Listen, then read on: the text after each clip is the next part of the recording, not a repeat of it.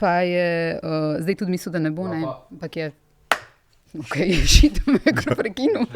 Ne, v redu je, smo, ti si rekel konc, neki vlevetat, evo, gremo. N1 podcast s Suzano Lovec. Na površju v državi, v politiki se zdi, kot da imamo nekakšen politični vakum, ne dogajajo se velike stvari, vse pred kamerami ne. Imamo nekakšno zatišje po tem supervolilnem letu, čeprav v resnici se pod površjem kar veliko dogaja v politiki in o tem bomo danes govorili. Z mano sta dr. Tadej Troha, filozof. Ja. In Luka Lisja Gabrielčič, zgodovinar. Pozdravljeni. Oba politična analitika, oba publicista. Še enkrat dober dan in dobrodošla. Dolgo smo vaju čakali, ampak smo dočakali. Najprej pojdimo k razmerjem in odnosi med strankami. Kar lahko v zadnjem času opazujemo, je neko nenavadna situacija. Zdi se, da se še najmanj od vseh strank, ko se ukvarjajo ena z drugo, še najmanj se ukvarjajo med sabo Gibanje Svoboda pa SDS. Veliko več je nekih javnih, da tako rečem, prepucavanj med drugimi strankami. Med NSI in SDS-om na eni strani, med SD in Levico, sploh koalicijske partnerji, recimo tako kot v vseh levih vladah ali pa ponovadi v levih vladah se dogaja, da si javno pošiljajo neka sporočila. Ne. Samo v zadnjih 2 dneh, recimo včeraj na relaciji Šarec-Mesec, pa Gibanje Svoboda, ki je Tanji Fajon sporočilo, da se mora oglasiti glede FOIP in tako naprej. Skratka, ves čas se dogaja nekaj predvsem tle na relaciji teh levih strank. Kako ocenjujete recimo to situacijo, kar se dogaja med Novo Slovenijo in SDS-om? Luka. Ja, to je malo, kot tista Marquezova novela oziroma roman Kronika napovedanega spora. Mislim, da popolnoma jasno, potem, ko je ta strategija, ki jo je lansirala SDS takoj po volitvah in ki je potem sledila NSI brez pomislekov, se pravi ta strategija takojšnje in radikalne konfrontacije z vlado, ker nismo imeli 100 dni miru za vlado, je potem bi rekel, fiaskom referendumu propadla. In zdaj jasno, da se postavi vprašanje, što delati, se pravi, kako zdaj od tukaj naprej. In zdaj SDS-u ustreza ta politika, bi rekel, stalne konfrontacije. V upanju, da se bo mogoče zgodilo to, kar se je zgodilo v prejšnji vladi. Se pravi, da bo koalicija razpadla, čeprav je to kar koč nemogoče s temi številkami, tudi če bi vlada hotela pasti, ne more pasti. In potem v bistvu ohranjati visoko mobilizacijo svojega lastnega volilnega telesa, kar ji uspeva. Tudi mislim, da te demonstracije, ki so bile upokojenci in tako dalje, dokazujejo, jih ne smemo podcenjevati, da je dejansko mobilizacijska moč desnice zlasti okrog SDS-a še vedno zelo visoka. Potem, ko napake, ki jih dela koalicija, zlasti Gibanje Svoboda, pač vplivajo, da je to volilno telo, recimo tako levo-sredinsko, to, kar je izglasovalo sedanjo vlado, nekoliko bolj demoralizirano, demobilizirano. Zdaj, to je pač ena, imenujemo jo tako strategija. To je kot general Cadorna v prvi svetovni vojni, 12 soških ofenziv, ena za drugo, in preslej bomo prodrli. Na drugi strani zdaj NSI je v poziciji, da bi se nekako že ugotovila pravilno, da pač ta strategija njej ne koristi. Kaj pa koristi, tega pa še ne ve pravzaprav. Ker zdaj, seveda, po eni strani to se dosti govorilo. Dobro, če bo Golob razočaran nad Levico ali pa če mu ne bo več všeč koalicija z Levico, lahko pač odstrani Levico in zamene z NSI, ampak to je zdaj politična fantastika. Nič ne kaže, da se bo to zgodilo. In tudi konstruktivna vloga, ki naj bi jo recimo kot alternativa te politike konfrontacij vodila NSI z vis-a-vis vlade, se ne kaže kot neka realna opcija. In zdaj tukaj je NSI pač skuša iskati neko svojo nišo in se je dejansko sama sebe postavila v neko pad pozicijo, ker dejansko nima neke dobre rešitve. In kar je pravzaprav se mi zdi, da zbrala kot neko strategijo, je, da je zdaj rekla, mi z Janšo več ne bomo šli v vlado. To je rekla po porazu na referendumu, kar izpade, ne vem, mislim, da tudi volivcem desnice izpade, ne vem, nekoliko, do zdaj ste bili za, zdaj ste pa proti, v redu. In seveda s tem pritiska na SDS, da oni izvedejo spremembo, da oni, jaz mislim, da tukaj je v končni fazi povemo Bob, da pač zamenjajo Janša z Logarjem, ne? Ker če bi recimo SDS spremenila svoje vodstvo, potem bi NSI bila potem za tako SDS zadovoljna in vse bi bilo v redu, ne? Kar je paradoksno, ker če bi rekel, SDS se transformirala po liku Lažeta Logarja, kako bi rekel, bi bila NSI še večji problem bi imela, se pravi, še večji problem bi imela, da bi sama v bistvu, kako bi rekel, vzpostavila svojo lastno entiteto, ki se polno razlikuje od SDS-a. Se pravi, mislim, da je tukaj na desnici ta dinamika. Ne? Logarja, ki si ga ti omenjal v našem zadnjem podcastu, ne, zdaj je on najbolj priljubljen politik v državi. Ja, dobro si napovedal. Zaradi tega, ker je jasno, da so vedno fantazijski pač politiki najbolj priljubljeni. Ne? Tako da, rekel bi tole, bi se malo navezal, no, za vprašanje NSI-ja, pa ne, da me zelo zanima, ampak tako. Rekel si, da ta ideja, da bi oni zamenjali levico recimo v vladi ali pa ne vem, kakorkoli paket, da je to skozi v zraku in da to vemo, da je fantazija. Ja, je fantazija, ampak kot fantazija deluje. Ne? Se pravi, mislim, NSI igra na to, oziroma oni, bi rekel, niti ne igrajo to, igrajo se s tem, uživajo v tem, fantazirajo v tem, da v bistvu ob tem, ko vlada sprejema neke določene stvari, oni v bistvu zraven neko dopolnilo dajejo, korektiv, kako oni to percipirajo, tako rekoč, kako bi oni to percipirali, ne vidijo tega kot zelo različnega od tega, kar si oni želijo. Tako da v bistvu, kot da je nekako sporočilo tako implicitno, malo tiho sporočilo v smislu, sej pejte v to smer, ampak tam, ko bo preokret treba, ko se bo treba odločiti, a gremo v bolj levo ali bolj liberalno stran, da rečem, pejte v bolj liberalno, poslušajte ameriško gospodarsko zbornico, mislim, skratka, zbornico MČM in tako naprej. Skratka, tam, ko se bo treba pri zdravstvu, pri plačah, ko ne vem kaj, se bo treba odločiti, kam iti, po tej smeri, ki je zaenkrat neodločena, ker ne vemo, ali bo šla v bolj levo ali v bolj pač desno smerno, mislim, ali kakorkoli konzervativno, ekonomsko konzervativno, bo to oni počnejo. Se pravi, izvajajo nek pritisk, ne obnašajo se kot stranka niti. Oni so se neutralizirali v tem smislu, da so nek glas nečesa, ki ni glas stranke. Pustimo seveda njen odsek, ki je Lojze Peterle in tako naprej, ki gre na VSO pa v te igrice drugega tipa, kako rekel, ne, bolj z SDS-om, pa tako naprej, to pa itak. Zabaven je bil ta tweet za Valentinovo od Levice, ne, da za Valentinovo vam želimo, da bi si našli nekoga, ki vam posveča toliko pozornosti kot Matej Tonin Levici. So malo zajeli bistvo tega odnosa. Ja, ampak mislim, da tukaj je mogoče res smiselno videti tako še drugo stran. No? Se pravi, da tudi en užitek levice v tem lahkem nasprotniku oziroma v tem fantazijskem nasprotniku, ki dejansko ni njihov pravi nasprotnik že dolg ne, je tudi za kritizirati. Mislim, Boris Vezjak v nekem svojem zapisu nedavno to nekako nakazal in se moram reči, že strinjal z njim. Luka. Ja, ampak je na nek način, ne, pravi nasprotnik, zato ker če se, kako bi rekel, je res, da že samo govorjenje o tem ustvarja neko obzorje prihodnosti, da tako rečemo, ne, ker vedno bolj se ustvarja predstava, da zdaj imamo neko veliko centristično stranko, tako kot smo bili vajeni, amebasto, z ogromno frakcij in glasov in tako dalje, ki zasega tako rekoč celoten centralni politični prostor, ne. In zdaj ta se lahko odloči, ali bo imela, kot si rekel, bolj levo politiko ali bolj desno politiko. Ne? In tukaj potem se vzpostavi ta dinamika konkurence, ki je v bistvu konkurenca snubcev. Kdo bo boljši snubec tej velike centristične vlade, s kom bo šla. To je sanski moški. Razlika je, da je en zunaj, drugi pa sedi na sejah vlade in se zelo fizično podredi, kako bi rekel, zelo fizično kompromise sklene, ko je treba. To je čist druga relacija, mislim, ne, a veš, zato je tle razlika. Ja, ampak to stvar, že to, da se ve, da lahko zdaj ne, ampak recimo čez 1 leto in tako dalje, pred koncem mandata, Golob recimo se odloči za drugačen tip koalicije, da se začne dogajati to, da pač grejo zakoni neusklajeni v parlament in da potem Levica glasuje proti in NSI glasuje za, ne? Se pravi, da začne koalicija recimo čez 1 leto pa ga tako razpadati po tej liniji. Ne?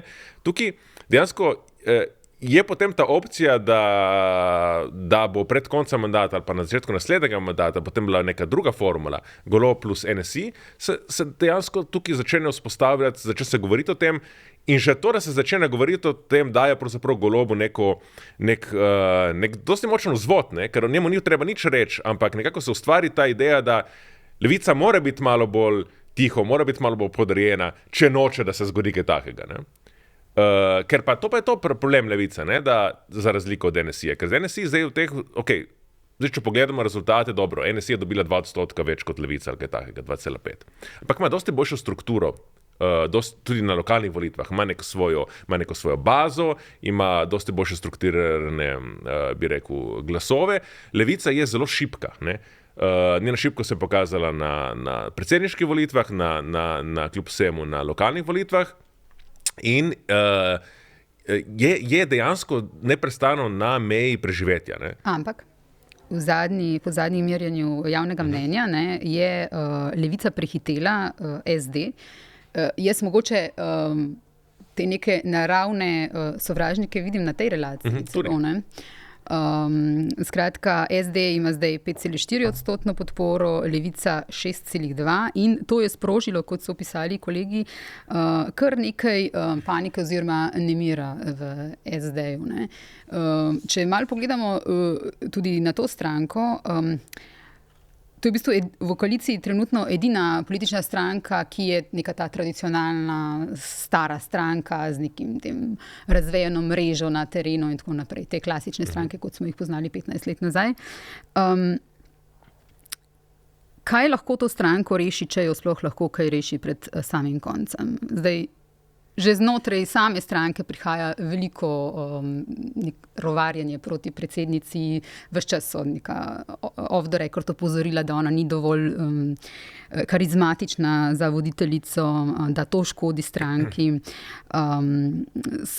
Se bo ta stranka s časoma, ne vem, stopila s kakšno drugo stranko, bo izginila, lahko zrase s kom drugim. Zdaj tukaj Janja Prednika se ves čas omenja, zelo priljubljena ali pa bolj priljubljena od Tanje Fajon je Dominika Švarc-Pipan. Kaj se lahko zgodi tedaj? Ne vem. Mislim, za SD res ne veš, zaradi tega, ker reka si, je edina v vladi tradicionalna stranka, pa še to, mislim, pogojno. Po eni strani bi rekel zato, ker je levica počasi tradicionalna stranka, po drugi strani zato, ker je SD pa edina stranka, ki je znotraj sebe zares na polno skregana. Ne? Se pravi, mislim, je sicer edina klasična stranka, ampak je nje pol, ne, not, kako bi rekel, realno. Vidiš, da se oglašajo, bivši ministri kritizirajo isto, kot da sploh včasih ne veš, a so še v stranki ali niso več. Pošiljajo pač neka sporočila, kakorkoli. Seveda pač v trenutku, ko so oni zasedali ta mesta, ki zdaj ne zasedajo, so pač bili enaki, kot so te zdaj. Tako da, ne. Zdaj, kdo bi bil boljši, zdaj, če je problem v Tanji Fajon? Mislim, moram se vprašati, seveda, zdaj v tem trenutku je zelo težko reči, pač v tem trenutku ni prostora za persono, mislim, da ni več prostora v tem, v roku 1 leta, 2 let, ki bi recimo, da bi rekel, če bi bila pa karizmatična, močna figura, pa bi potem parirala, ne vem, ne, mislim, po mojem ne gre to tako preprosto, no, mislim, tako da, jaz ne vem, njihova prihodnost me, iskreno rečeno, res bo zgledali pač grdo, ampak me ne zanima. Me ne zanima, ker se mi zdi, da so pa ene organizacije take, ki bi pa pač morale se same sabo ukvarjati, ni na nas, da mi na prihodnost napovedujemo ali na svete dajemo, ne vem kaj, se tudi resnica, kdo to hoče, a ti hočeš iskreno zdaj dati na svet, ali pa povedati, kam naj gre SD. Mislim, meni je škoda, po eni strani je škoda, seveda je škoda vsake stranke, ki ima neko mrežo, ki v končni fazi nas je veže neke ljudi, to je pač politični potencial v smislu, eni ljudje so pač v to stranko vključeni, tam svojo politiko, kakršnokoli že tudi na lokalni ravni izvajajo, neki migajo, neki počnejo, nečem se udejstvujejo, zato da v bistvu na koncu ni nekega izplena. Ne? To zdaj, mislim, ampak jaz ne bi po njih, hkrati me ne zanimajo, na nek način hkrati tudi ne bi po njih tolkel, ker ne vem, zakaj bi. Ker ne vem, da bi zdaj rekel, da so v tej vladi oni zdaj naredili kaj tako groznega, da bi padel ven, da bi tolkel ven, da bi rekel, ok, to SD se pa res ne obnaša dobro, ali pa ne vem, njihovi ministri so pa res ful slabši od vseh ostalih, to pa res se mi pa tudi zdi malo pretirano. Ne vem. A se dogaja tukaj na relaciji SD-Levica, v bistvu gre hkrati za nek boj za Golobovo naklonjenost po eni strani, po drugi strani pa v bistvu za tekmo med sabo za te odstotke, ne? Ker 100 tekmeci. Ja, to je že nekaj časa bilo tako, ne? Nekaj podobnega je na relaciji NSI-SDS, ker vsota teh dveh strank je že 10 let enaka. Predvedljiva in 10 let enaka. In potem se pravi, tukaj se po logiki stvari so stvari, bi rekel, igra z ničelno vsoto. Več kot dobi ena, manj dobi druga. Ne? In zdaj pri SD Levica ni bilo nujno vedno tako. Ne? Ampak vse bolj je postalo natanko tako. Ne? Se pravi, da tukaj je nek korpus volivcev, vsota je vedno bolj ali manj enaka in gre samo za prelivanje. Ne? In se pravi, se potem logično ustvari neka bi rekel, nezdrava oblika tekmovanja, ne? Ki lahko gre v dokazovanje, jaz sem bolj lev kot ti, jaz sem bolj pravoveren kot ti, je lahko reče čisto, bi rekel, metanje polem pod noge, ampak je nekaj tudi globlje, ne? Ker v bistvu, ko je Levica nastala, je zasedala neko svojo lastno nišo. Ne? Imela je stil politike, ki je bil drugačen, imela je politične, bi rekel, programsko usmeritve, ki so bile zelo drugačne, bilo jasno, da tukaj v bistvu da je zasedla nek drugi politični prostor. V zadnjih letih in zlasti od te vlade dalje, ne, mislim, za nekoga, ki se recimo ne dnevno ukvarja s politiko, kaj je razlika med Levico in SD-jem, razen njune različne zgodovine in načine, kako so strukturirani, ne. Dejansko so postali zelo podobni stranki. Ne? Nekdo je rekel, da je Levica pravzaprav bolj spominja na podmladek SD-ja, kot pa na neko drugo stranko. Ne? Zlasti zdaj v vladi je to zelo izrazito. Ne? In dejansko tudi na nek način sta, na nek čuden način, kako bi rekel, komplementarni, ne? Zato ker pač Levica je stranka, ki je močna v Ljubljani, ki je močna med mladino, kjer so natanko recimo skupine volivcev, kjer je SD šibkejša. SD ima zelo močno strankarsko strukturo, se je tudi izkazal na lokalnih volitvah, ena izmed zmagovalka lokalnih volitev. Ne? Te lokalne volitve so njo rešile iz krize, ker je dejansko zablestela, medtem ko Levica je pravzaprav bila poražena na celi črti, če zdaj odmislimo ta osebno zmago njihovega kandidata v Celju. Ne. In se pravi, bi rekel, če bi recimo tukaj poklical nekega menedžerja, ne, bi rekel, popravi mi to našo Levico, ne bi rekel, prva stvar, kar moram narediti, je narediti združenje teh dveh strank. Ne. Zdaj, iz osebnih razlogov in zato, ker pač gre za neke različne klientele in skupine ljudi, pač sta med seboj sprti. Ne? Ampak vse bolj se kaže, da pravzaprav je to ena stranka z dvema obrazoma. Ne? Bi se strinjal? Ne zares. Mislim, ne zares zaradi tega, ker je ena stranka taka, ki je, mislim, lahko rečeš, da na koncu je tako, pač, ampak ta dva procesa, kaj označujeta ta dva procesa? Zaprav, ena stranka od tega, da je šla v vlado, preprosto, pa ne ne samo zaradi svoje lastne šibkosti, pa zaradi svojih lastnega kompromisarstva. Tudi zaradi tega, v kakšen kontekst pade. Ne? Mislim, v končni fazi, a veš, pritoževati se nad Levico, da ni različna od SD-ja iz sredinske pozicije, ali pa da rečem iz desno-sredinske pozicije, ki ves čas v bistvu opozarja, da je Levica preskrajna, da ne vem kaj, je malo hecen, ne? Ne, se ni nujno pritožba, to je zgolj opaska. Ne, sam pravim, kontekst je, prevladujoč narativ je tak, da je Levico pač izrinil ven, zdaj mislim, da rečem, po lastni krivdi njihovi, ne vem, kakorkoli, ampak s tem se morajo oni tudi sami ukvarjati in sami se vprašati, ali lahko zberejo na nekih določenih točkah še voljo, da kontrirajo, da držijo neke pozicije, prek katerih se ne gre, ali grejo še tukaj v tem simbolnem v simbolnem popustijo. Ampak sam to pravim, združitev SD-ja pa Levice, ne, pa predstava, da bi to morala biti ena in ista stranka, to je po mojem desničarska ideja. Opa. Ja, Mislim, ne, se bere, ne, samo izognil odgovorem, bom rekel drugega pojeru, ki se mi zdi. Tako kot je levičarska ideja, tako kot je levičarska ideja, da se NSI pa SDS bolj zbližata, oziroma da SDS postane bolj podobna NSI-ju in da to postane ista stranka. O tem govorim. Bistvena razlika, ki jaz vidim med tema dvema strankama, med Levico in SD-jem, je, da ima SD je dobro, je stranka za svojo lastno strukturo, ampak ima tudi svoje klientele. Ne? In to je zelo jasno. In to marsikaj, kar se dogaja tukaj, ki se ljudje oglašajo, so pač, bi rekel, neki določeni gospodarski interesi, ki so nezadovoljni recimo z usmeritvijo stranke. Ne vem, bom rekel, to je mogoče stvar, ki je moja osebna obsesija, ampak bom rekel, mogoče združenje izvoznikov, ki izvažajo v Rusijo, mogoče so nezadovoljni z zunanjo politiko in potem najdejo, bi rekel, govornike znotraj SD-ja, ki bi rekel, artikulirajo njihove razumljive in problematične interese. Tega Levica nima. Ne?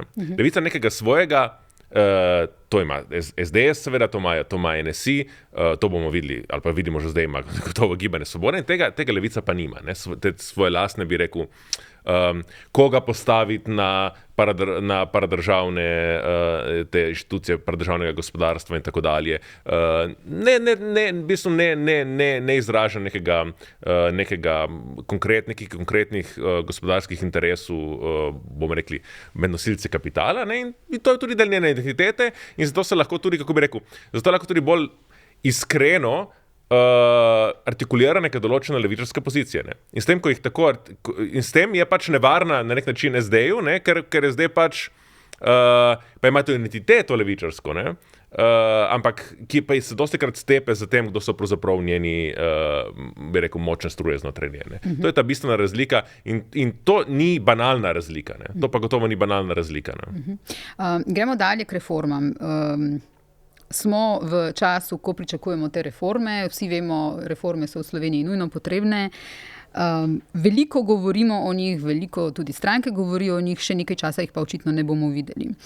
Zdravstvena reforma, za katero pravijo, da je to reforma vseh reform, ali jo je Bešič Loredan po vajinem mnenju sposoben speljati, oziroma kako njega vidite kot ministra? Ali lahko preskočim na drugo temo? Ne, zakaj? Zaradi tega, ker oni so zdaj sprejeli, zdravstvena reforma je bila top tema. To je zdaj naša prioriteta, mi bomo temu sledili, to bomo mi naredili. Začeli se nekaj dogajati, začeli so se neke ideje, začeli so se malo kregati, začeli se postavljati. Kaj se je zgodilo? Spomnili so se nove reforme. Spomnili so se plačne reforme, ki je kar naenkrat večja prioriteta. Teh dveh zadev se ne more delati hkrati. Mislim, prioritetno se jih ne da delati hkrati nikakor. Tebi se zdi, da je načrtno v bistvu plačna? Mislim, ne vem, načrtno, pač, ali so se zakalkulirali, pa so mislili, da lahko dve stvari delajo. Rezultat je ta, da zdravstvena reforma kot reforma ni več politična prioriteta. Je prioriteta v smislu, da ljudje še vedno vidijo probleme, da še vedno se vidi, da so različne ideje, da se sprašujemo, ali bojo že pred reformo zdravstvo reformirali tako, da ga ne bojo mogli reformirati tako, kot so se zdaj postavili, da bojo polka bo reforma morala zalaufati, reči, zadeve so še slabše, pa se bomo morali mečkan prilagoditi reformo, pa jo malo bolj na privatno zdravstvo obrniti. Recimo, take bojazni obstajajo, ampak vlada se odločila, oziroma pač Gibanje Svobode so se odločili, da bojo pač zdaj štartali na plačno reformo.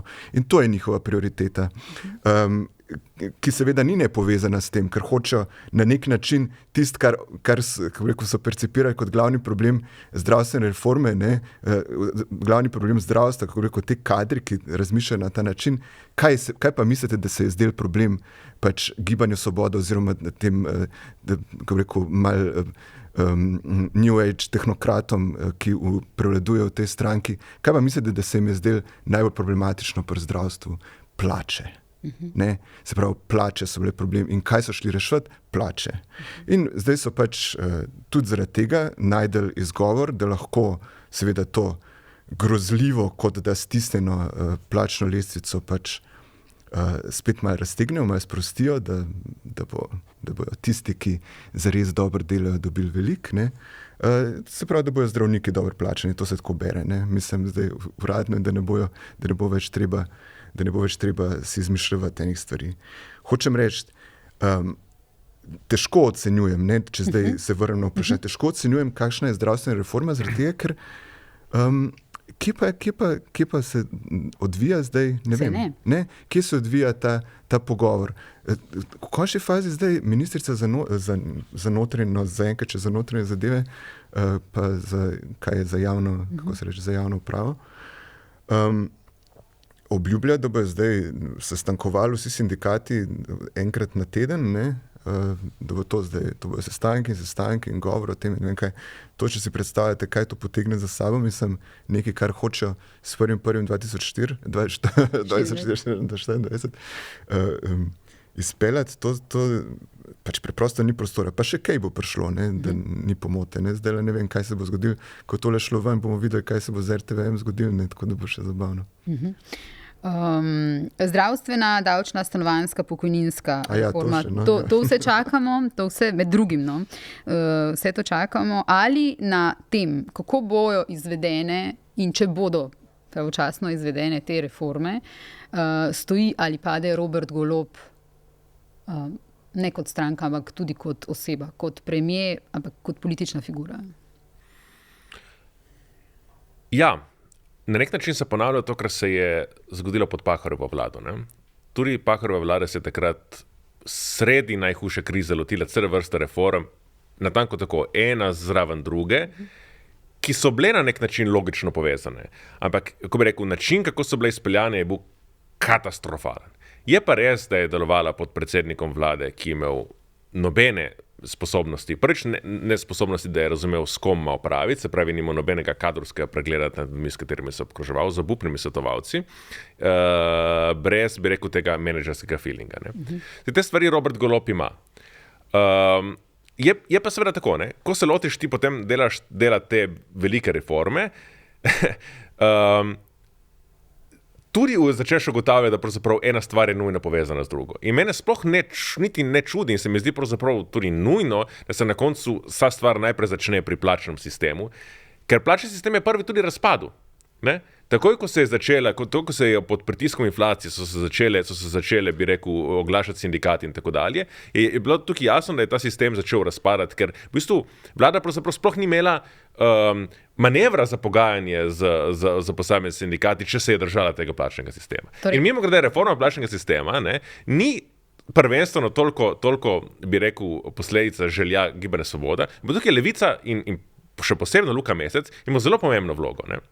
In ne samo, da je dal zeleno luč, ampak mislim, da je bil celo en izmed pobudnikov tega, da se iz tega Virantovega sistema plačnega, se pravi tega, bi rekel, globalnega, se pravi vseobsegajočega sistema, ne? Potem, kako bi rekel, kot ruska birokracija 19. stoletja, ker ima vsak svoj lestvico in tako dalje, gre v nek model, ki je pa značilen recimo za skandinavske države. Ne? Ker v bistvu imajo vsi, bi rekel, sektorji znotraj javnega sektorja, imajo svoje sindikate in potem se v bistvu vlada pogaja z vsakim posebej. Tako da jaz ne bi te rekel, da je to nekaj, kar je forsiral Robert Golob ali pa Gibanje Svoboda na ostale partnerje. To je nastalo tudi, bi rekel, znotraj ministrstva Luka Meseca kot odgovor ali pa zavedanje kot govor na probleme, s katerimi so se soočali. Dobro, jaz mislim, da ni problem, da se začne tukaj s plačnim sektorjem. Problem je, da se potem dejansko s tem tudi konča. In ta element tega, da se poskuša v bistvu zdravstveno reformo v bistvu oddriniti na stran, dejansko je obstaja, ker to pa je tako kompleksen sistem. In tukaj pa tukaj dejansko nismo videli še nobene resne ideje. Ja. Ne, veš kaj, tle tako, absolutno niso sami prišli na to idejo, ne, mislim, to pa je to, ne, kar pa je mogoče malo naivnost Levice, pa nujni kompromis, ki ga je treba, oziroma pač ne gre drugače. Levica je seveda hotela pač odpraviti ta problem, se pravi kompresijo od spodaj, ne, se pravi to, da se minimalna plača, skratka, da je višja od ne vem koliko razredov, ne vem, ti boš mogoče vedela. Do te točke v redu, nimam nič proti plačni sistem, ker to je bil problem. Ne? Zdaj to je bil resen problem, če si bil v javnem sektorju, pa če si spremljal te debate, pa če si poslušal, kdo se je pritoževal, kdo je imel težave s prejšnjimi plačami zares in mislim, upravičene težave, so bili ljudje, ki so bili od spod in kjer ni prišlo več do nobenih razlik v končni fazi med najnižjo in razmeroma že kar visokim delovnim mestom. In pa so se pa začele razlike delati. V glavnem, kar hočem reči, če bi hotel to krivico oziroma ta problem odpraviti, ki je nastal zaradi tega, ker je pač se minimalna plača višala, ker se je preprosto morala, ker se pač stvari niso v večnost enako pač ne stanejo in se je tle naredila nek preskok od tega, kaj je minimalni standard.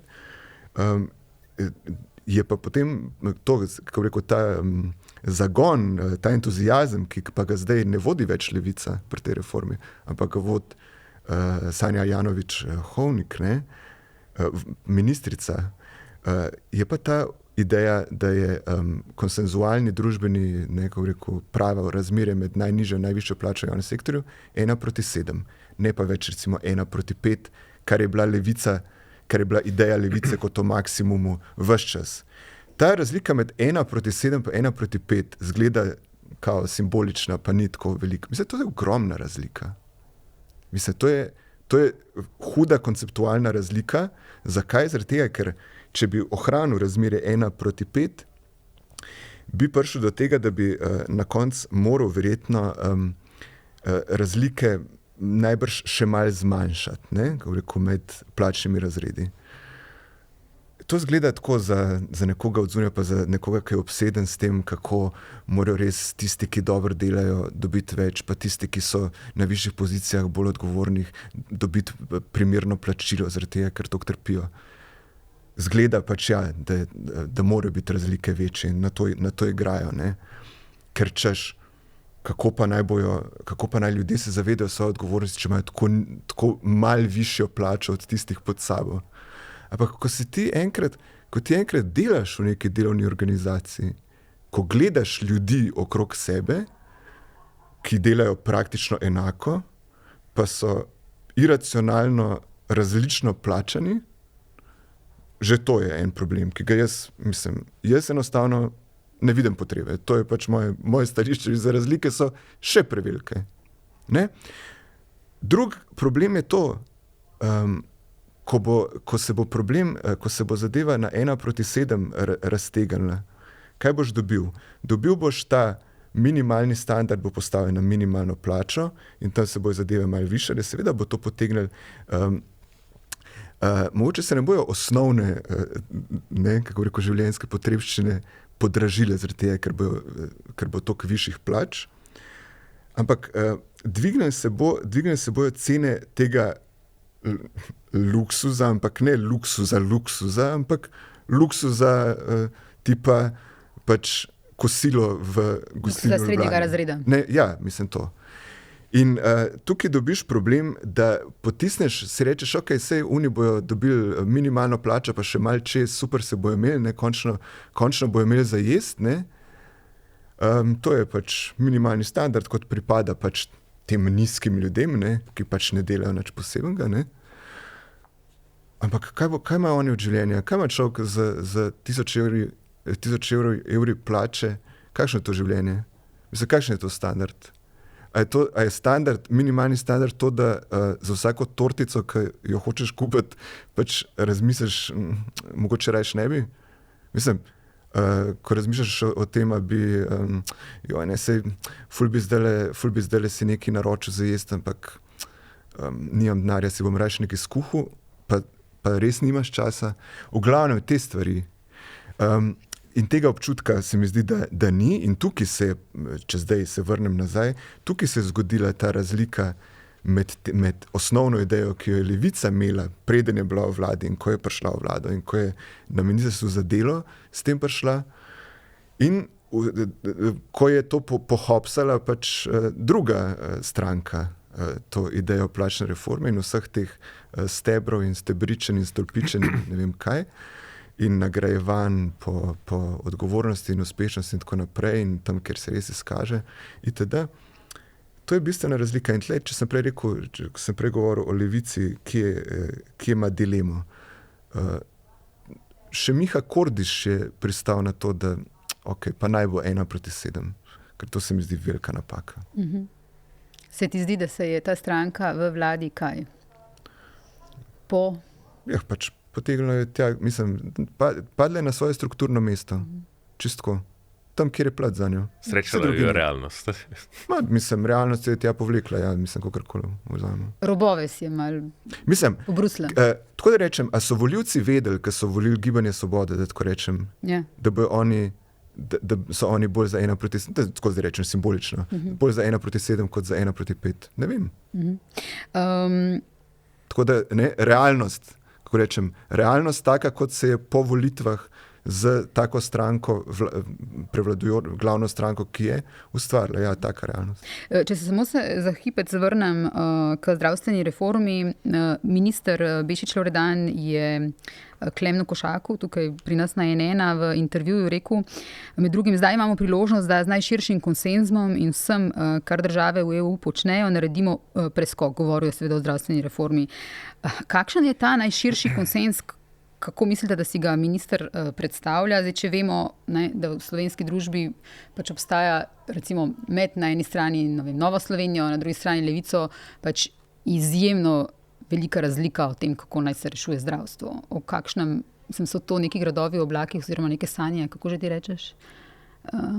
Nekako, kako si rekel na začetku, v bistvu imaginarno oziroma to maštanje, ta fantazija. Ja. Je to fantazija Bešiča Loredana, da lahko z neko z družbenim konsenzom naredimo zdravstveno reformo. Verjetno bo to na koncu pač neka reforma koalicije, ne pa vse splošnega družbenega konsenza. Se ni rečeno, da ne bojo zadovoljni ljudje. Sem ne vem, če bojo prav vedeli, o čem so zadovoljni.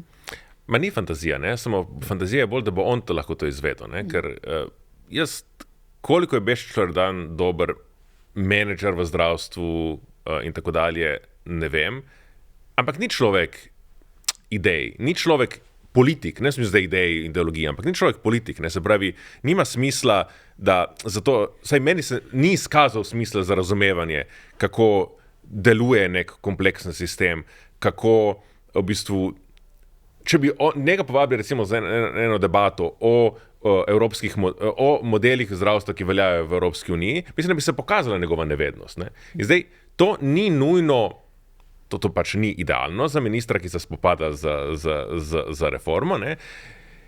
Ni nujno tak problem, če bi neko jasno predstavo imel predsednik vlade, ampak on itak delegira to na ministra za zdravstvo. In ne bi bila taka katastrofa, če bi on imel ta smisel potem za ta kadrovski menedžer. Jaz sem zbral neko skupino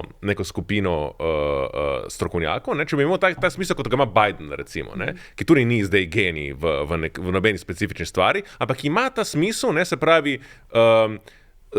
zna, kako bi rekel, razbrati, katere politike bodo delovale, ne, zna zbrati svoje, bi rekel, neke strokovnjake, ki mu predstavijo neke politike in potem zna, bi rekel, to politično razbrati, kaj deluje in kaj ne deluje. Ne. In samo zato pa moraš biti pa dober politik. Ne. In že to pa že spet Bešič Loredan ni, se pravi.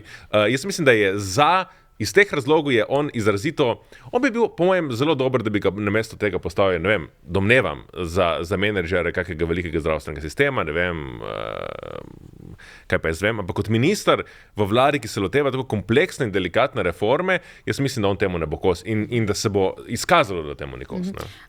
Kot kakšen predsednik vlade se pa izkazuje Golob? Zdi se, da ko nekemu ministru nekaj ne gre, ne, tudi tle pri Bešiču Loredanu, kako je posredoval, ne, kako se vključi on, tudi pri plačah, ne, kako je šel v bistvu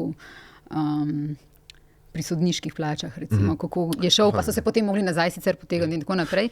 Ampak hočem reči, prevzema on, tam, kjer občuti, da je nekdo šibek ali pa da more popraviti, on kar postane mal minister, ne, je ta vtis. Ja, jaz mislim, da tako bi moral delovati vsak predsednik vlade, ne, ker zdaj da gremo malo na raven neke splošnejše, ne vem, politične teorije ali pa tako dalje. Ne. Obstajajo različni modeli, kako deluje vlada na demokratičnih parlamentarnih sistemih. Ne. Imamo ta kanclerski model, kjer je v bistvu predsednik vlade odgovoren za delovanje celotne vlade in je na nek način, bi rekel, menedžer celotnega vladnega stroja. In potem imamo ta francoski premierski model, najbolj klasične oblike v Italiji zdaj, ne, kjer v bistvu imajo ministri zelo široko polje avtonomije in je v bistvu predsednik vlade res zgolj prvi minister. Ne. In mi dejansko nimamo jasno razdeljenega modela, ali smo to ali imamo to ali pa ne. In resnično dejansko odvisno marsikaj, ali pa celo da rečem vse, od samega karakterja predsednika vlade. Ne. Ampak jaz mislim, da je bolj idealno bi bilo natanko to, ne, da dejansko predsednik vlade ima pregled nad vsem, kar se dogaja znotraj vlade in nosi politično odgovornost za vsem, kar se dogaja znotraj vlade. In to recimo, da Golob tukaj nima nekega pravega zgleda, zato se dostikrat omenja, da deluje bolj kot Janša. Ne? Ja, zato ker Drnovšek ni bil tak predsednik vlade. Drnovšek je popuščal, dejansko je imel neke svoje prioritete, in mogoče je bil to celo pravilen način vodene vlade v tistih reformnih letih, ko so bile, on je pač zbral, kjer so njegove prioritete, in ostalo je prepuščal ostalim. Ne? Golob po svojem, bi rekel, po svojem značaju je drugačen. Ne? Zdaj, ti si pa lahko učinkovit tak, bi rekel, menedžerski, bom rekel tako, ti si toliko učinkovit menedžer, koliko imaš učinkovite ljudi pod sabo, da tako rečem. Ne? In jaz mislim, da kakovost ministrov v tej vladi zelo niha. Ne? Da bom rekel tako, čim bolj milo kot lahko. Jih oceniš? Ne, če se sam vrnemo k Golobu, ne, mislim to, kar si omenila za tisti dodatek 600 evrov, ne. Mislim, ok, ja, razumem, ne, v teoriji politični lider, ne, ki pride pa spodbudi svojo ekipco, da reši problem, ki ga je on ustvaril. Ne. Ja, lahko se tudi reče super, ne. Problem je v tem, da so to, rekel, mal preresne stvari. No. Mislim, mal preresne stvari, da ne bo mi noben rekel, da mislim, kdo je to cifro 600 evrov 0,0 naštel? Mislim, sej, v trenutku, ko to dobiš, mislim, meni je to sumljivo vedno, ne? Vedno, kadar ljudje rečejo 600 evrov, pa 300 evrov, pa milijon ali pa milijarda, ne vem kaj. To pač pomeni, da nisi nič zračunal, da pač kar nekaj govoriš. Da so pač simbolne geste, ker češ, bom jaz to rekel, prišel bom tja, rekel bom, vi dobite vsi 600 evrov, tele smo se zmenili, ajde, roka, ne, pa je. Mislim, pol je treba pa rihtati, pol je treba ne vem kaj, ampak kaj se zgodi, message je pa poslan, ne funkcionarji, ne, ker so tudi pa v smislu to, kaj bi bilo prav, pa ne vem kaj, ne, ker so oni tudi levo-desno funkcionarji, ne druge veje oblasti, pa tako naprej, ampak plače so, ta višje so preniske, to je message, ne. Mislim, to je message, ki je pol izkoriščen. Izkoriščen je v smislu, glejte, no, mislim, ne, pol pa pridejo ljudje, ki to slišijo, pa pridejo penzionisti od Ruparja, pa tako naprej, ne. Zato so tudi, mislim, tle mobilizacijski potencial, ne vem kaj, tudi iz tle so seveda potegnili, ne, ker je to bilo mal pred tem in so tudi imeli celo plakati na to foro, ne, pač kao, daš sodnikom, tožilcem 600 evrov, takole vržeš, kar je, mislim, nesramno se igrati s takimi ciframi, ne zato, ker bi zdaj samo po sebi ne pripadil sodnikom ta dodatek, pa da ne bi bilo treba uskladiti teh plač, v teh razmerih levo-desno. Ne govorimo o tem, ampak da ti prideš nepreštudirano vrštven cifro, ki je slučajno cifra ene take mal, ne najnižje, ampak bolj slabe, mislim, penzije, ne? Se pravi, da govoriš o dodatku, o tem, kar pol rečejo, pa to, ki jaz dobim, to je to, kar jaz imam. Ne? On se pa špila s temi 600 evrov, kot da gre za nekaj, kot da vrže tam pač napitnino. Ja. Mislim, v tem je problem. To je pa pač prebogat človek. To je pa ta razlika. Preprosto, to je prebogat človek. To je pa razlika med tem, da si ti menedžer bogatega paradržavnega bogatega paradržavnega podjetja ali pa predsednik vlade, ki v bistvu vladaš v imenu neke levosredinske etike. Ne? Ja, gotovo. Ja, ne, pa se ne gre za, mislim, gre za osnovn tudi občutek v končni fazi. Občutek gre, ti preprosto ne veš, ti ne veš, kaj je 100 evrov v tej državi. On ne ve. Ne ve, kaj je to 100 evrov. In ne ve, kaj je 600. In ne ve, kaj je pač 2000, mislim. Ko govorimo o stvarih, ki se dogajajo znotraj strank ali pa med strankami, je recimo zdaj novica, da naj bi, ko si omenil upokojence, ne, in težavo z upokojenci, ki jo lahko ima vlada, zdaj dobiva Gibanje Svoboda, očitno naj bi dobila seniorski oddelek, ne, Torej, delajo nekaj na tem, da bi imeli neko komunikacijo z upokojenci, mogoče celo upokojensko stranko. Bomo videli, kaj se bo zgodilo. Po drugi strani pa se pri SDS-u dogaja, ne? Zdaj bo prišlo do te združitve s Kanglerjevo stranko, kjer bo pač SDS se ukrepila v Mariboru.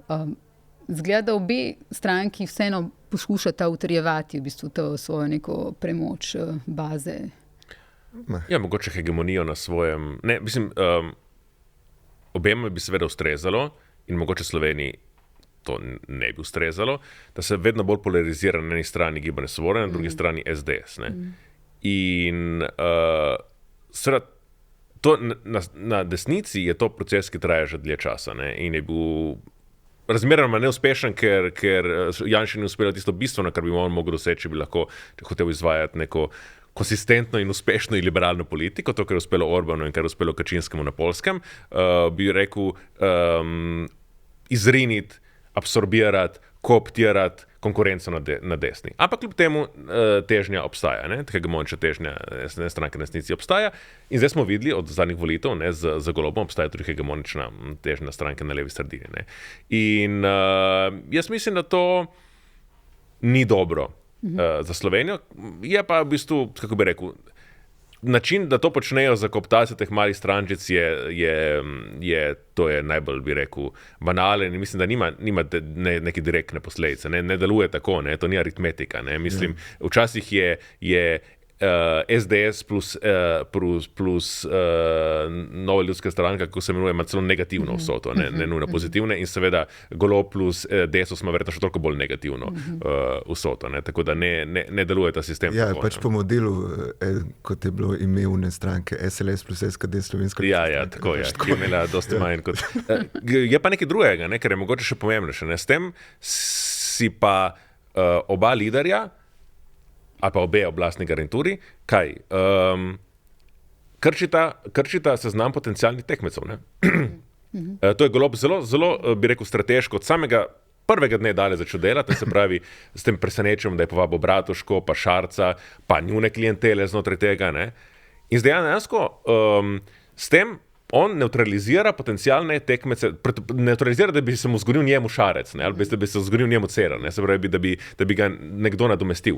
Seveda kadri še vedno obstajajo, ne, ampak vedno bolj bo postalo jasno, da ni samo nov obraz, da ti moraš imeti neko ekipo okrog tega in če ta ekipa vezana lojalno, ne, lojalno pomeni seveda tudi s tem, da jim dajaš, ne, njihove kadre postavljaš na paradržavna mesta, se pravi, jih vežeš, njihove interese vežeš na svojega, potem jemlješ kisik tistim, ki bi ti lahko znotraj tvojega lastnega tabora postavili alternativo. Ne? In mislim, da gre bolj za to, kot kaj drugega, kot pa večanje potencialnega nabora volivcev. Ne? A ste opazili, da ne vem, če smo sploh že omenili Janeza Janšo, kar bi bilo mogoče pred enim letom...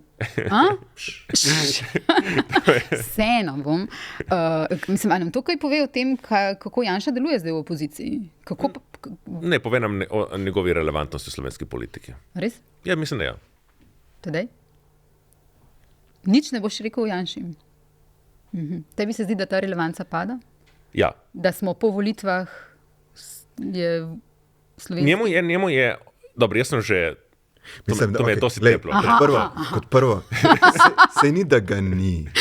Se ni, da ga ni. Ja. Je on je na tiskovki VSO-ja, ko Gruča pač, ne vem, se sploh ne on je, zato ker ne vem, namigne, da bo nekaj naredila na nek akcijski načrt. Pa je, ko vidimo Pavleta Ruparja na KPRP. Ja, on je, ker je transformiral... Skratka, mislim, ima ga. Ne? Je, ker je transformiral delovanje slovenske politike, predvsem delovanje slovenske desnice.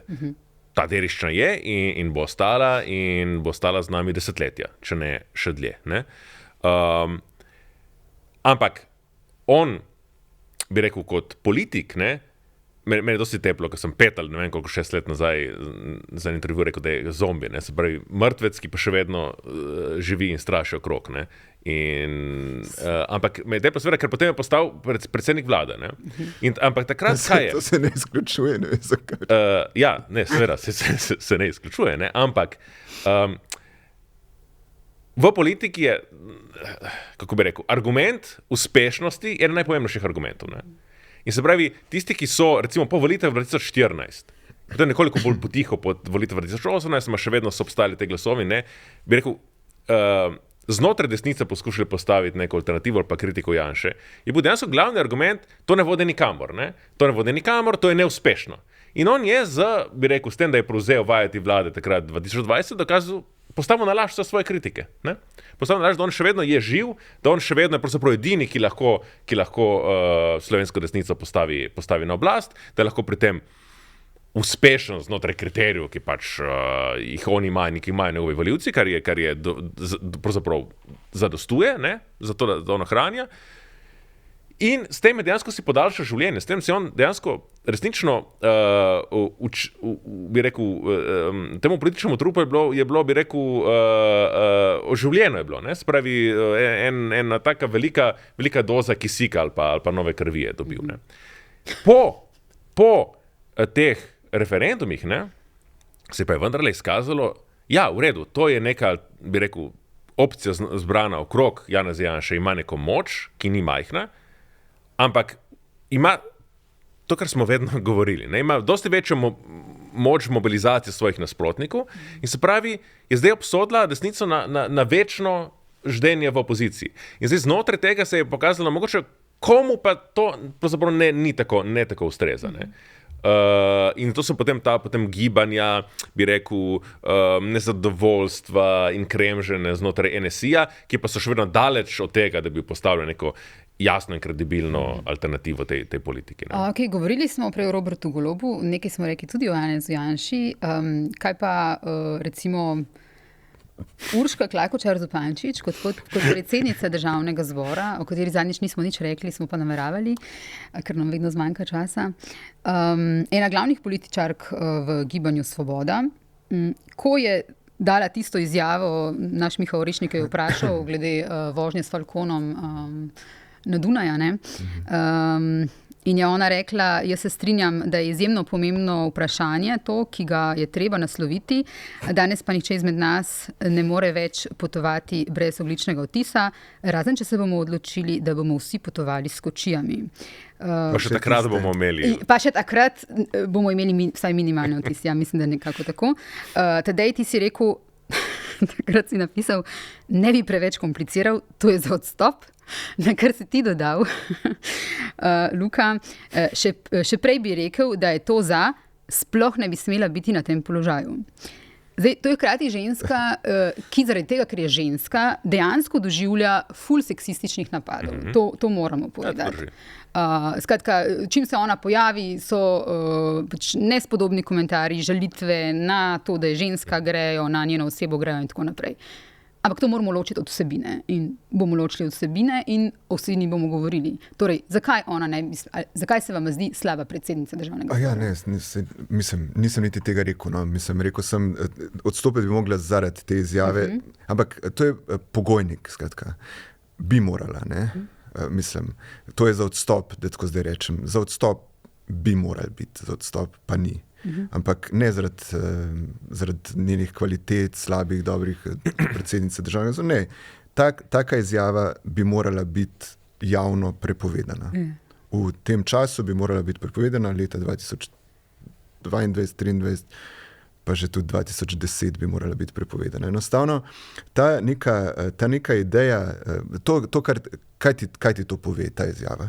Pove ti, da ne samo ona, ampak očitno cel ta, pazite, ti imaš te vlado s predsednikom vlade, ki se je promoviral kot v končni fazi kar močan, nek okoljski, ne, še v času prej, kot tako naprej. Mislim, se načeloma spozna, ve, za te stvari ni popolnoma o tem daleč, da bi bil neizobražen, ampak se pravi, ta kolektiv Gibanja Svoboda očitno nima ugrajenega tega pač okoljskega, podnebnega momenta na niti približno pravi način. Skratka, na način, da gre za pač izredno stanje, da gre za emergency, da se ni več za hecati. In zato so take izjave, se ne gre zdaj, ne, pa se reče, lepodušniško, pa ne vem, kaj se drugi pa tudi letijo. Ne, gre za, mislim, tukaj pač to nekaj šteje. Enostavno se ne more pač reči. In vsako pojasnilo je šlo dlje. Ne, in v tem je vas problem. In to je tudi ena od teh lastnosti, ki je pa tudi za to oblastno strukturo zelo značilna in je vedno bila v resnici za liberale značilna. Ta neka, kot prvo, neka čudna vzvišenost. Če ne gre ignoranca, bom pa odgovoril tako, da bi ignoriral vprašanje. To je ena zadeva. Druga sem zdaj pozabil, ampak če se vrnem k temu. Skratka, zdaj da rečemo, mora bi biti za odstop. Skratka, ja, zakaj? Zaradi tega, ker oni nimajo teh prioritet postavljenih. Skratka, to je čisto ena ta zadeva. Mislim, to, da v končni fazi vsi argumenti, ki so še pol kasneje, ki so bili,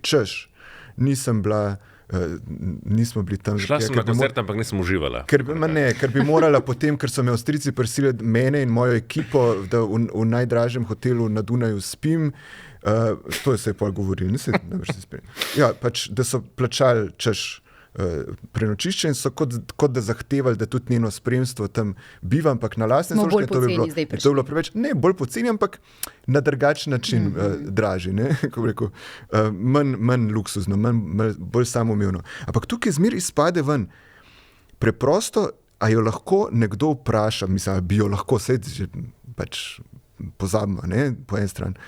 Ampak, a je bila cesta zaprta? Takrat, mislim, mi ne zahtevamo, da gre z vlakom, noben ni tega zahteva se, da se gre nismo nažalost tam, ampak glej, ne bomo se delali pač hujše svetohlince kot ne, ampak kot smo. Ja, mislim, ampak hočem reči to, ne,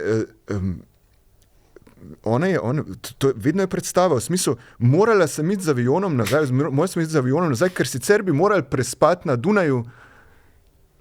Kaj, ker ob 9 zvečer zaprejo mejo na Šentilju ali kaj? Mislim, v čem je fora?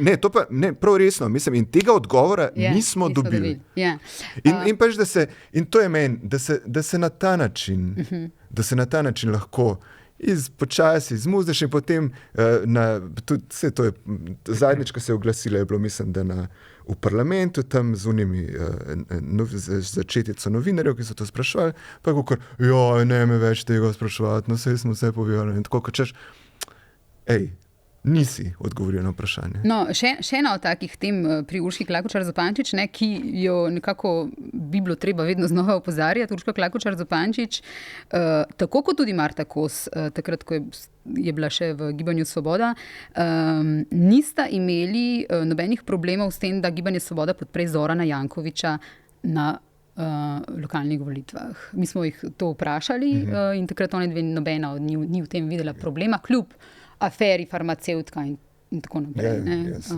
Višji razlogi.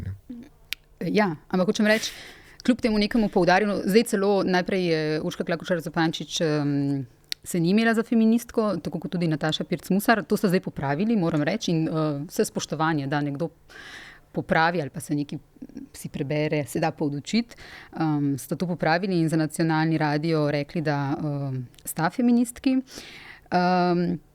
Ampak mi imamo tukaj dejansko, vprašamo žensko, ki je zdaj predsednica Državnega zbora, o podpori Zoranu Jankoviću, omeni novinar afero farmacevtka in reče, da s tem nima težave. Skratka, to so mogoče celo hujše stvari kot Kočija, oziroma ta izjava. Meni se zdi, da pri tej izjavi Kočija je bilo tako kot pač dobesedno res kot Marija Antonieta, čeprav nima Marija Antonieta rekla pač potice, ampak... Ne, se problem je v tem, ker spet, kot vedno, problem je bil, da ni v celem tem kolektivu, da so presodili, bolje se je zgovarjati na ta način, kot reči, no, sej res je bilo narobe.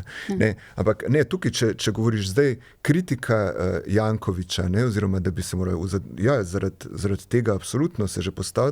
In če vzamemo širše, to, kar se feminizem vendarle, za kar si del katerega gibanja je tradicionalno bil, gibanja za enakopravnost in za preprečevanje tega šovinizmu vsega tipa in nekih in aroganc od zgoraj vsega tipa, se vidi, kar se zdaj dogaja v mestnem svetu, da rečem v praksi. Ne zloraba tako, ali pa take zadeve, kot se domnevajo pri aferi farmacevtka, karkoli, ampak v bistvu mehanizem, kjer namesto da rečem tako, namesto da bi šefe poslal ženo v kuhno, se zgodi to, da reče tihbot, ne govor več. To rečejo pač mestni svetniki, Janković in Gibanje Svoboda, rečejo opoziciji. Ja, mi smo svoje povedali, jaz sem zdaj povedal.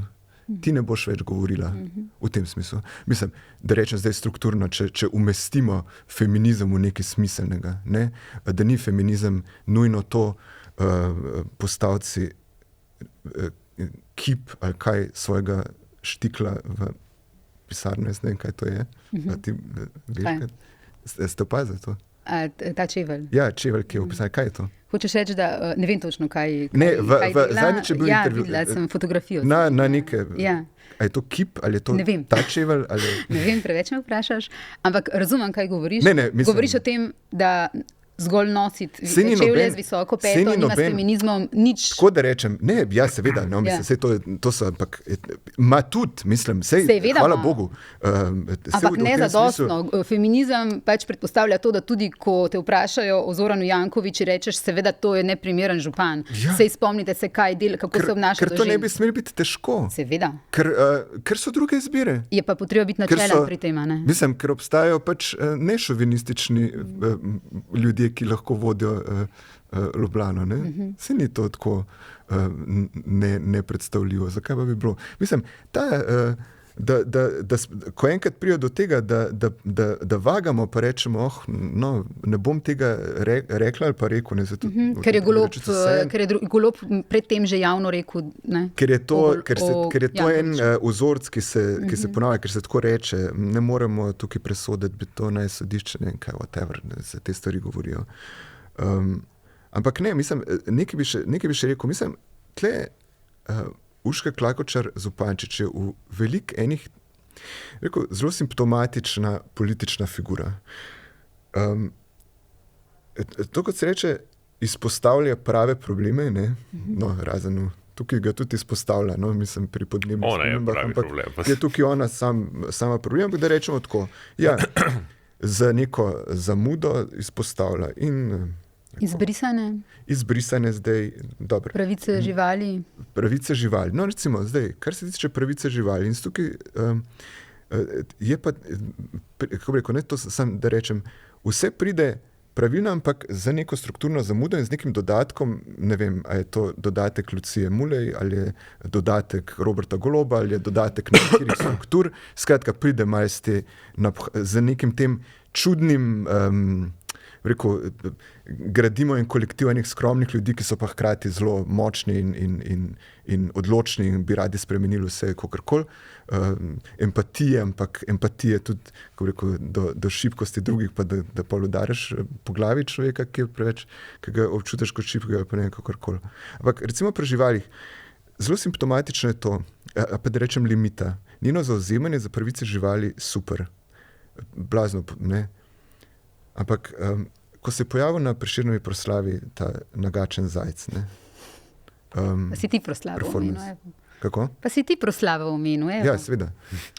No, nagačen zajec, ki je bil v celi proslavi edina, rekel, praktično edina stvar, ki je bila zanimiva. Mislim, bolj zanimiva od govora, no, kakorkoli. Hočem samo to reči, tukaj limita. Sej ni, Urška Klakočar je rekla, da to ni kultura. Ne? Skratka, da je nagačen zajec kot lutka, mislim, v smislu uporabljen na neki državni proslavi. Ja, samo da pojasnimo, če mogoče poslušalci pa poslušalke ne vejo. Matjaž Farič je potem pojasnil, da je ta zajec nagačen že nekih mislim, da več kot 10 let. Ja, se najbrž ni, kako bi rekel, ni šel Matjaž Farič v hosto prejšnji dan pa zajca ustrelil. Ja. No, mislim, Ja. pa ga ne gre to tako. Ne? Pa v končni fazi me zanima, koliko strela bo ta vlada dovolila, pač, ne, medvedov pa volkov, ampak počakamo na to. Ne, gre za to, da res hočem biti tukaj jasen. Skratka, jaz razumem prvi vzgib ljubitelja živali, človeka, ki ima empatijo do živali, da mu je to problematično. Ampak, če se ti zares zavedaš problema človeškega odnosa do živali, moraš sprejeti tudi možnost, da je morda sporočilo malo drugačno. Pa je kaj prebrati v predstavi. Ja, pa se ni treba samo vprašati, samo imeti toliko tega, da se to, kako rekel, uporabiti malo škandalozen moment na odru, ne? Se to ni nekaj novega. Ti moraš vedeti, da je pač to umetnost. Mislim, ne, da tako reče čisto. Da rečem, jaz lahko kakšno Pirkovič proslavo pač iz prve kritiziram in ne bom rekel, bom počakal, ker mogoče je nek subverziven moment, ki ga jaz ne vidim. Vem, da ga ni. Ne? Predstavi, ki jo naredi Matjaž Farič, je mogoče pač zadeva, najbrž reči, to je vendarle pač umetnost, ne vemo. Sporočilo je lahko tako drugačno. In če ti rečeš, ok, tukaj imamo uprizorjeno neko fake naravo, pa nagačenega zajca, pa ne vem, kaj se tam premika, človek ga upravlja, ne vem kaj. Se to je, Bog ve, kaj to pomeni, ne? Ne vem, mislim, naj si vsak to razlaga seveda zase, ampak tisti, česar ne moreš reči, da poslušaš tisti prvi vzgib, ki bo rekel, to je pač, to ni kultura. Zaradi tega, ker to pomeni, da boš ti, kaj pomeni? Pomeni, da boš ti morebitno strukturno sporočilo, ki ga neka taka zadeva umetniška daje, da boš za njega slep in da boš šel z avionom na Dunaj. In predstava naj bi govorila točno o tem, o našem odnosu do okolja. Mislim, rekel, Urška Klakočar Zupančič pač ni oseba, ki bi se tukaj lahko oglasila, zaradi tiste izjave prej. Luka? Ja, jaz, ko sem poslušal to, z večino česar se strinjam, z nekaterimi podarki zelo, recimo, kar se tiče Jankoviča, je bilo tako zanimivo, ne? A ni vse te izgibi, ki jih ima Urška Klakočar Zupančič in ljudje, ki jo branijo, zelo pomembno. A ni tukaj dinamika zrcalna temu, kar se ponavadi očita desnici okrog SDS-a. Se pravi, ta reakcija na umetniške performance na prvo žogo, ta filistarsko zgražanje v imenu nekih zelo nekih vrednot, ki so potem zelo na trhlih nogah. Neka oblastniška aroganca. Nek prezir do povsem legitimnih novinarskih vprašanj, mogoče celo premalo milih. Neka pripravljenost, kako bi rekel, razglašanja nekih vrednot, recimo feminizma in tako dalje. In potem istočasno popolnoma bi rekel, neupoštevanje teh vrednot, ko gre za nekoga izmed nas, ki je del naše klientele. Tukaj, kako bi rekel, meni se zdi, da tukaj, če kritiziramo neko politično kulturo janšizma, tako rečemo, jaz tukaj vidim transpozicijo, ja, v bistvu je zrcalna podoba tega. Z nečem več, ne? Ja, res je to, kar si rekla na začetku, da Urško Klakočar Zupančič po krivici in grobo in vulgarno in prostaško napadejo zato, ker je ženska. Kar je nesprejemljivo. Tudi iz tega naslova. Ne? In tudi da njena politična stališča potem kritizirajo na način, ki je seksističen in še bolj prostaški, kot je že tako prostaška slovenska javni diskurs postal. Ne? In potem obstaja neka skupina ljudi, ki brani Urško Klakočar Zupančič zato, ker drugi napadajo. Ne? Se pravi, zato, ker jo ta desni sovražijo in ker jo tako zelo sovražijo, zato ima ona prav. Ja. To se meni zdi... Kot da ne bi smeli biti zdaj kritični mi do njenih spornih stvari. Ja, a ni to natanko ista dinamika, mislim, potem ona na tem, kjer je zelo inteligentna, takoj ugotovila, zaradi tega ona postala feministka, ne zato, ker je bi doživela neko zdaj razodetje in šla brat, ne vem, Simone de Beauvoir in ugotovila, da ona pravzaprav to verjame, ampak ker je ugotovila, se to pa dejansko je moja največja politični bi rekel, kapital, ne? Da v bistvu, kako bi rekel, izkoriščam to, da me drugi sovražijo. Da parazitiram na tem, bi rekel, na tem polarizirajočem sovraštvu. A ni to natanko v bistvu gesta Janeza Janše? Se pravi, jaz vem, da me drugi ne prenašajo, da ne marajo moje politike po eni strani, ampak tudi mojega karakterja in tako dalje. In bom to v bistvu obrnil svoj prid. Se bom prikazoval kot žrtvu krivičnega, bi rekel, krivičnega tretmaja v javnosti, ki je marsikdaj bil res tudi zelo krivičen. Ne? In to je natanko isto počne Urša Klakočar Zupančič. Natanko na tej identitetni politiki igra. In tukaj imamo opraviti z nastankom natanko te v bistvu identitetne politike na levici ali pa na levoliberalni levici, ki posnema v bistvu diskurs, ki je v zadnjih 15-20 letih, karkoli hočete, v bistvu prevladal na resnici. Jaz tukaj dejansko ne vidim bistvene razlike. In zlasti recimo ljudje, ki branijo Urško Klakočar Zupančič, še enkrat ponovil, se mi zdi, da imajo natanko iste vzgibe kot tisti, ki na vse pretege branijo Janeza Janša pa druge izpostavljene like na desnici, tudi kadar si tega absolutno ne zaslužijo. Ker je ta element, oni jo sovražijo, se pravi, morajo imeti prav. In s takim pristopom pa ni mogoče delati nobene pametne politike. To samo po sebi vodi v neko degradacijo politike. O feminizmu Urški Klakočar Zupančič in tudi Nataši Pirc Musar je pred tedni tukaj zelo dobro govorila zgodovinarka dr. Manca Garenko. Vse tiste, ki poslušate, povabim, da si tudi ta podcast poslušajo oziroma poslušate. Mogoče, če končamo s par... Se pridružim pozivu. Par kratkih vprašanj mogoče za konec. Nov notranji minister, kakšno mnenje?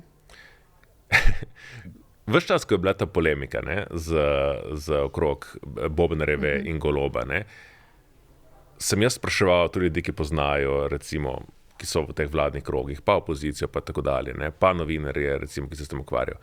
A ima tukaj mogoče prstov vmes tudi Črnčec? A gre tukaj v bistvu za to, da se je Damir Črnčec, bi rekel, skupaj z Šarcem vključil v to Golobovo, bi rekel, strukture. In vsi so trdili, da ne, da dejansko v tem sporu ne gre za to. Mogoče ja, mogoče ne. Na koncu se je izkazalo, da kandidat, ki ga je pripeljal, v bistvu, ki spada v, bi rekel, vpliv na območje Damira Črnca, bo postal notranji minister. Tako da, mogoče pa stvari, mogoče pa svetovalec, ki je vajen dela iz ozadja, ga je mogoče vajen bolj, kot smo si mislili na začetku. Mislim, bojda so bili v igri 4 kandidati, zbrali so pač tega. Zadeva muzej, Asta Vrečko? Kaj konkretno? Konkretno, kako vidiš tukaj njeno vlogo, oziroma mislim, da na zadnjem podcastu tukaj si rekel, da je ona tista, ki izstopa v pozitivnem pomenu, recimo tudi vis-a-vis Luke Mesca, ki, kot si takrat rekel, se v bistvu zliva z Robertom Golobom, nekako sem zdaj parafrazirala, nisi tako čisto. Kako je odigrala oziroma kako se je izkazala v tej zadevi? Ne, mislim, tukaj je pač seveda bolj kot ne po slučaju prišel na, mislim, odrezali se tako, kot se pač čov, ko mora rešiti temo, ki je zares iz njegovega področja. Pač bo tle seveda lahko veliko bolj suvereno pač nastopila. Včeraj sem poslušal čisto slučajno malo tiskovko, ki so jo pripravili v VSO-ju strokovnjaki o tem muzeju, pa kakšen so si zamislili. To poslušaš, to res je na žalost. Zaradi tega, ker oni, edini argument, mislim, bila je strokovnjakinja, ne poznam, moram reči, ampak kako strokovnjakinja nastopa, ni pač, ki je razlagala o tem, kako se zamišlja ta muzej, verjetno, ker sem nekaj na sredi začel gledati, kako se zamišlja muzej, pa govori, da to bi bil prostor srečevanja, pa da bi bile neke interaktivne vsebine, pa da bi lahko mogoče imel takšen video na zahtevo zbirati, pa bi poslušati te neke zadeve, pa tako naprej. Pa tako si rekel, mislim, razlaga, kaj je muzej, Tako, a ni žalosten. Mislim, da argument za muzej osamosvojitve je to, da poveš, tako muzej, recimo, je ena kulturna ustanova, kamor ljudje pridejo, pa se nekaj naučijo, pa tako naprej. Ampak je bil en dodatek, ki je bil pa zanimiv, ki se je pa tako strokovnjakini not vpletel, da bi, tam je pa ful všeč, dal češ, ne? To bi bil muzej, ki bi prikazoval, ki bi bil tudi za une, ki niso marali osamosvojitve. Zaradi bi imel možnost, možnost bi imel tam prideti, pa poslušati recimo, pogovore, pa takrat intervjuje, pa neke debate, in bi slišal in ljudi, ki so bili za osamosvojitev, in une, ki so bili proti. Ne? Tako da bi v bistvu vsak dobil svoje, ne? Oni, ki so proti osamosvojitvi, bi lahko prišel poslušati, kako se Kučan ni hotel recimo iz Jugoslavije iti, pa kako je en rekel, da bomo jedli travo, pa ne vem, kaj veš, take bi imel užitek, ne, mislim, zabavam se, ampak tako, ne, to je pač, to je bilo zabavno, ampak mislim, zdaj nisem šel mim, ker sem šel peš in sem to hišo od zunaj videl in pač to je, no. Imaš ti kakšno misel? Ker imam še zadnje vprašanje. Jaz mislim, ali pa upam, da muzej osamosvojitve bomo še kdaj dobili, upam, da bomo dobili marsikateri muzej, ki bi si ga želel, recimo muzej izseljeništva, pravzaprav se o njem že dosti časa govori. Ne vem, jaz mislim, da muzeju v Sloveniji pravzaprav manjka, da imamo zelo veliko gradov brez vsebine in stav brez vsebine, tako da jaz upam, da preslej bo in da bo zastavljen drugače. Stvar pa je zelo preprosta, ne?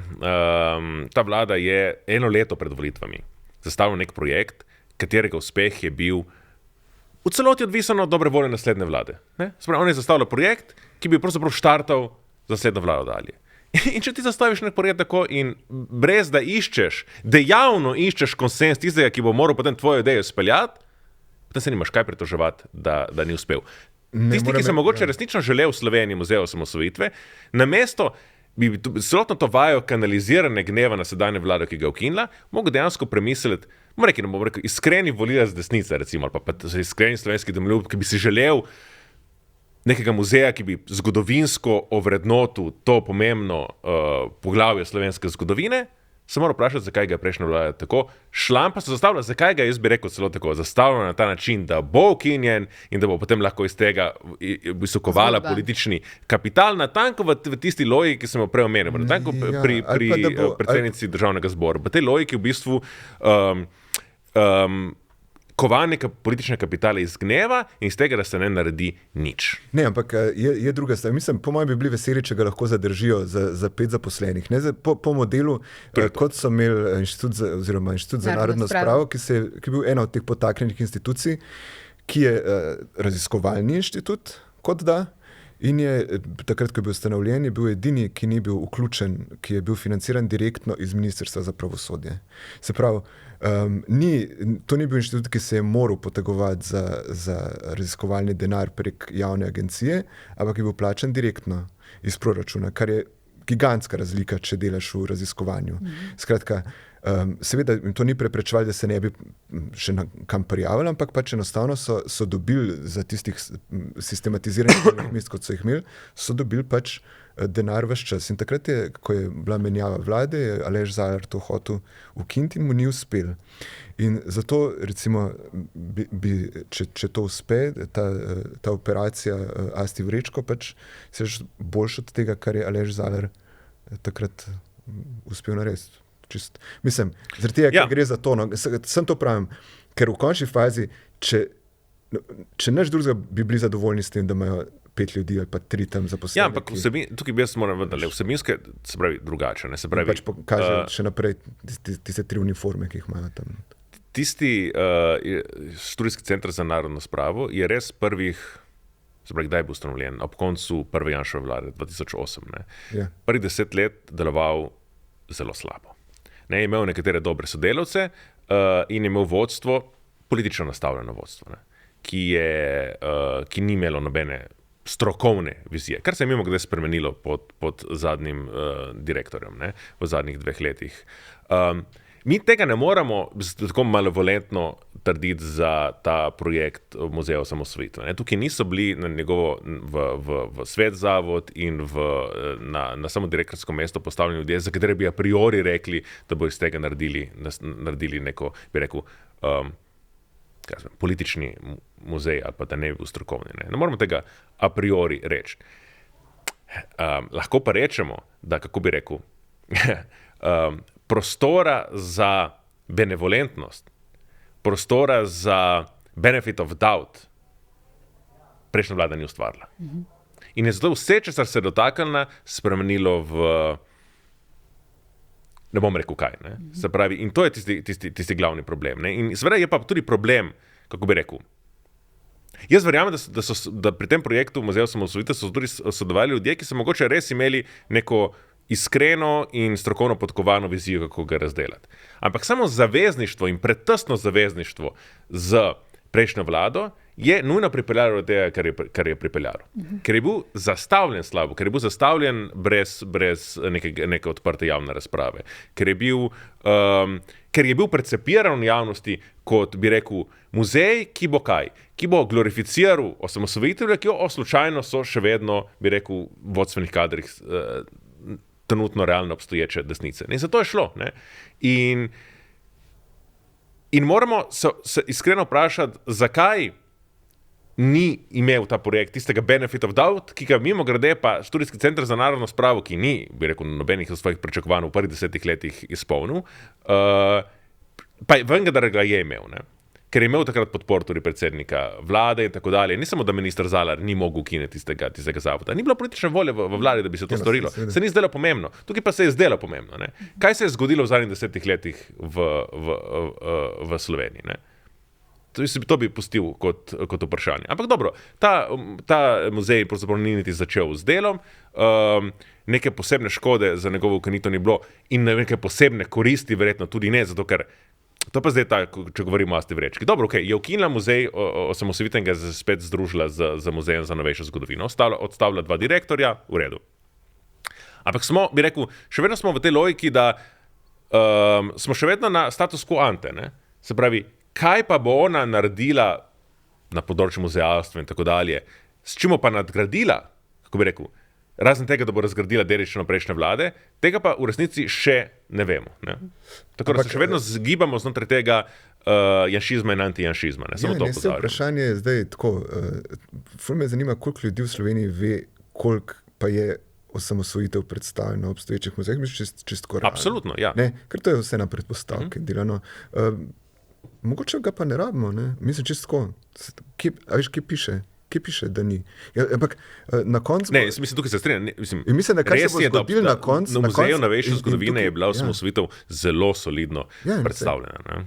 In da tako rečem, ne, mislim, tisto, kar se zna zgoditi, in pa to je pa obrat, zaradi česar pa vendarle nekaj dosežejo vedno, nekaj se bo naredilo na tem. Se pravi, ta osamosvojitev bo predstavljena bolj na koncu definitivno predstavljena bolj po volji, po željah in z nekim dodatkom teh, ki so hoteli imeti ločen muzej kot ne. Mislim, morali se bo nekaj, razmišljati se bo tem. Če končamo pri funkciji predsednice države, torej Nataša Pirc Musar je zdaj že nekaj časa predsednica države, obstaja ta, spet te bom narobe citirala, ampak fantazmatski predsednik Logar. Ampak moje vprašanje je, ali se vam ne zdi, da se Borut Pahor zadnje čase pojavlja celo več kot aktualna predsednica? Oba se pojavljata veliko. Luka? Ja, Borut Pahor ima podoben problem, kot ga ima Janez Janša, ne? In ki ga nima tako zelo veliko politiko v Sloveniji. On je stopil v politiko zelo mlad in ne pozna ničesar drugega. Kot politik, zlasti zaradi te izkušnje predsednika vlade, ni bil zelo uspešen. Ne? Bomo rekli, the jury is out, kar se tiče njegovega predsednikovanja. Ne? Bomo rekli, so zelo oddaljena mnenja, ne? So te eufemizme, kar se tiče njegove 10-letne vloge predsednika države. Kot predsednik vlade je bil zelo slab predsednik. In zdaj se je znašel razmeroma mlad in poln energije, pravzaprav izven politične arene. Govoril je, da bo mogoče šel v gospodarstvo pa tako dalje, ampak vse, kar zna, je v bistvu biti v politiki. Ne? In to je taka tema z eno tako... Psihoanalizo? Ne, jaz bi rekel preko črna komedija ali pa trpko komedija. Ne? Imaš še kakšno misel za konec? Kaj za o Pahorju? Če želiš? Ja, ne. To je to? Ne, mislim, glej, jaz recimo se čudem, kako rekel, da se ti sploh da te stavke govoriti. Ker, mislim, tukaj je res veliko vprašanje. Se strinjam, vse je pravilno, da ne bo pomote. Mislim, vse je pravilno. Marsikaj je pravilno, kar govorimo včasih, se pa res zdi, da nas to malo preveč potegne. Ampak ne, je pa zanimiv, mislim, moram pa reči, bom rekel zdaj tako, me je pa presenetil celo, da se res več pojavlja. Mislim, da ga več vidim, kot sem ga prej. Zadnjega pol leta njegovega predsedovanja. Da res nisem pričakoval. Jaz sem v bistvu mislil, da se je malo več, da bo šel neko dačo in da bo tam pač počakal malo. Ja, problem je, da on za razliko recimo od Peterleta, ki je bil postavljen takoj ki je iz popolne anonimnosti postal predsednik vlade, in potem je šlo v bistvu po funkcijah navzdol, če gledamo po njihovi hierarhiji, tukaj vrednost ocenjujem. Je Pahor pa zapravo šel v bistvu, bi rekel, zgledno po vseh teh lestvicah in je vse bil. Je bil parlamentarec, je bil, bi rekel, backbench v stranki, je bil predsednik stranke, je bil predsednik parlamenta, je bil evropski poslanec, je bil premier, vse je bil, ne? In kaj mu zdaj pravzaprav še ostane? Mogoče zadnje še mu prestane, da bo mogoče čez kako leto hotel predlagati, ne vem, muzej slovenske tranzicije ali pa muzej spopadanja za slovensko krizo. Ne? To pa dača. Najlepša hvala obema za odgovore. Hvala tudi gledalkam in gledalcem, poslušalcem in poslušalkam. To je bil še en podcast. S tole ekipo upam, da se še srečamo. Koga smo pozabili danes? Koga? A smo? Da bomo imeli motiv za naslednjič, če smem povedati. Ja. Čakaj, a to smo še noter, veš? Ja, Okay, ko smo šli ven, smo se začeli toč po glavi, Kaj ste smo pozabili? Da smo pozabili o Urški Klakočar, takrat, ko je bilo najbolj aktualno. Pa še ni bilo zares. Tako, in bi takrat bili. Zdaj, ko sem jaz razmišljal, da moramo danes nekaj govoriti. Kritizirali smo jo before it was cool. Se mi zdi, da smo že malo zamudili. Bomo naredili spisek za naslednjič. Tako da hvala še enkrat tudi vama, da imam. Hvala za vabilo. Konc.